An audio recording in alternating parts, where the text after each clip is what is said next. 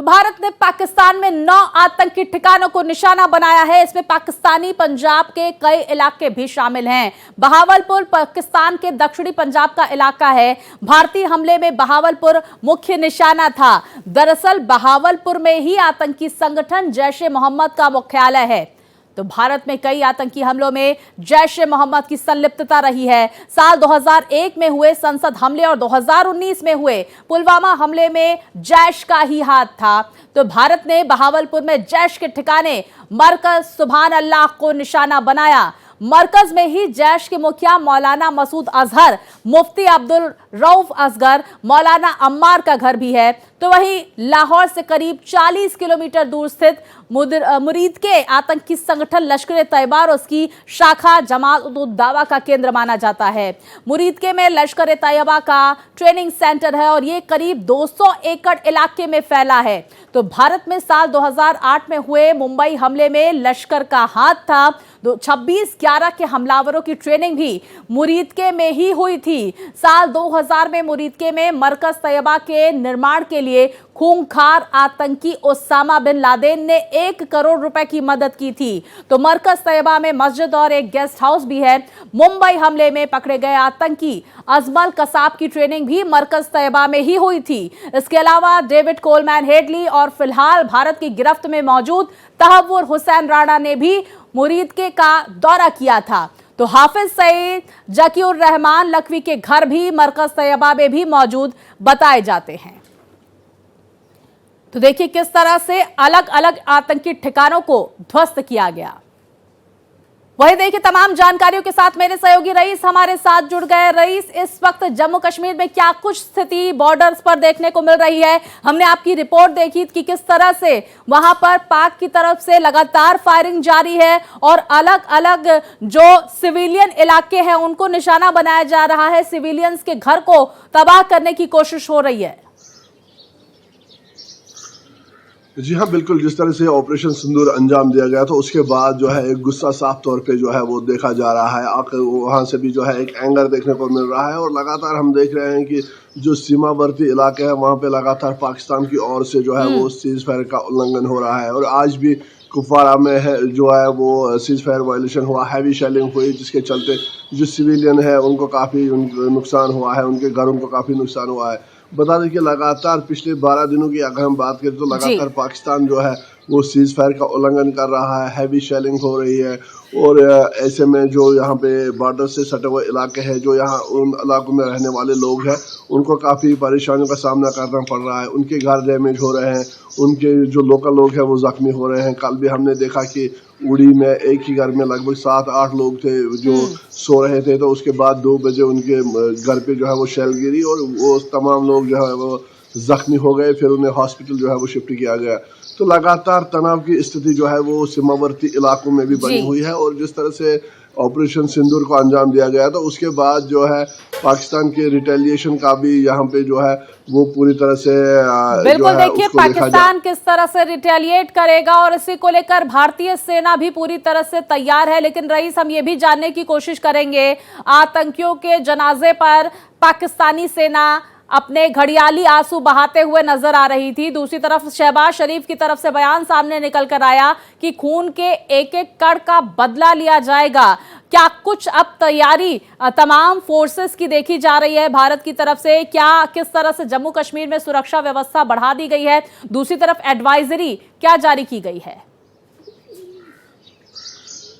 जी हाँ, बिल्कुल। जिस तरह से ऑपरेशन सिंदूर को अंजाम दिया गया उसके बाद जो है वहाँ से भी रिटेलिएशन आ सकता है। यही वजह है कि प्रिकॉशनरी मेजर्स जो है वो उठाए गए हैं।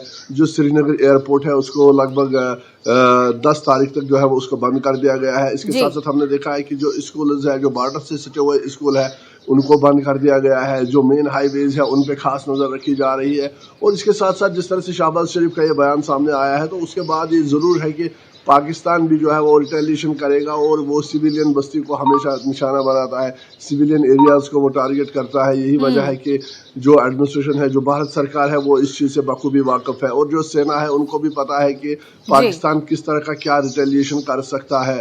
तो ये सारे प्रिकॉशनरी मेजर्स है ताकि लोगों को ज्यादा डैमेज ना हो, नुकसान ना हो। दूसरी तरफ से जो सेना है वो पूरी तरह से सक्षम है, किसी भी रिटेलिएशन का मुंह तोड़ जवाब देने के लिए। तो बिल्कुल। तमाम तरह ये इंतजाम इसलिए किए जा रहे हैं ताकि प्रिकॉशनरी मेजर्स उठाए जाएं और ये जो लोकल पॉपुलेशन जो है, जो आम लोग हैं, उन्हें कोई नुकसान ना हो। रईस, इसीलिए ये पाकिस्तान की तरफ से क्या कुछ खबरें सामने निकल कर आ रही है रिटेलिएशन को लेकर? क्योंकि जो मैंने सवाल किया कि एक एक खून के कण का बदला लेने की बात शहबाज शरीफ करते हुए नजर आए, जो कुछ दिन पहले ये कह रहे थे कि हम निष्पक्ष जांच में सहयोग करेंगे।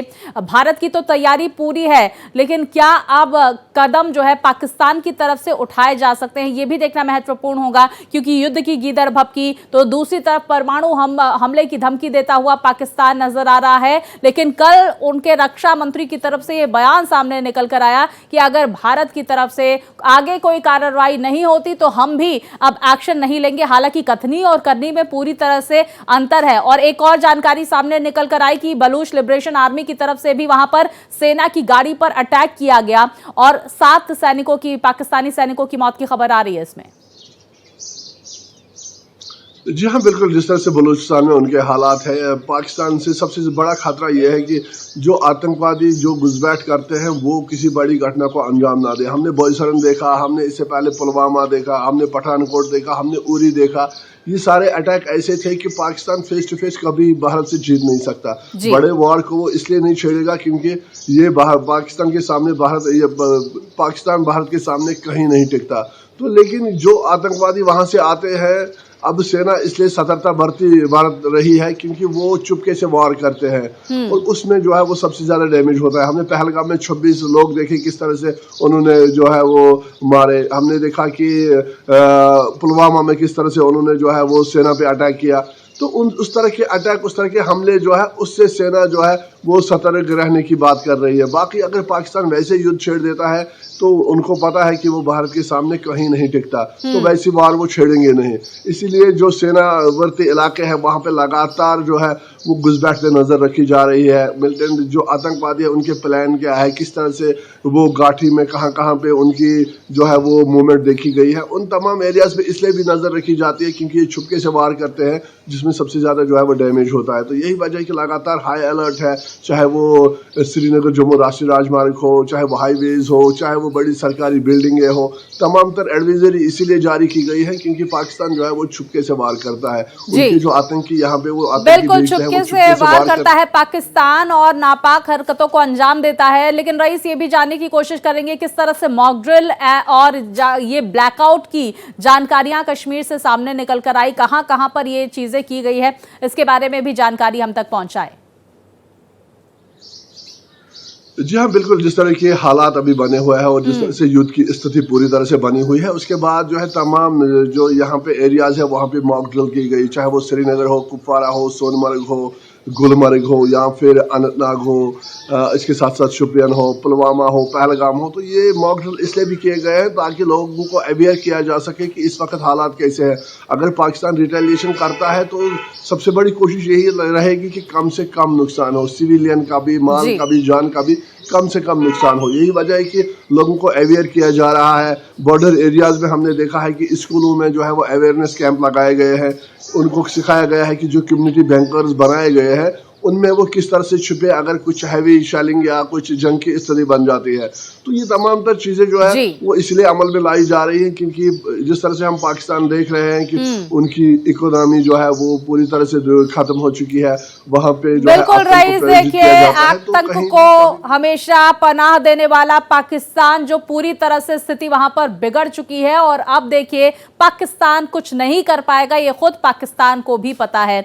बहुत शुक्रिया आपका रईस, तमाम जानकारियां हमारे दर्शकों तक पहुंचाने के लिए। इस वक्त स्थिति पर आप नजर बनाए रखिए। तो देखिए ये तमाम तस्वीरें भी लगातार भारत एक्सप्रेस आप तक पहुंचा रहा है किस तरह से 6 मई की रात 1:05 से 1:30 बजे तक इस पूरी स्ट्राइक को अंजाम दिया गया 9 अलग अलग ठिकानों पर।